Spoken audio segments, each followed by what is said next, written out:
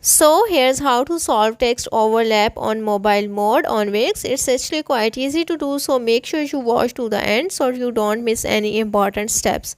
For this, first you will need to log into your Wix site, and once you are logged into your Wix site, now here you have to click on the design site option, or simply you have to go to the editor of the site. Now you have to navigate to the page with the text overlap issue. After that, you have to simply click on the text element causing the overlap to selected.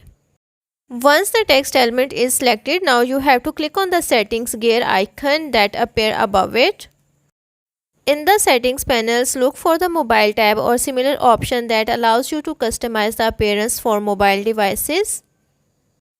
After that, here you have to simply adjust the font size, line height or spacing as needs to ensure the text fits properly on smaller screens without overlapping.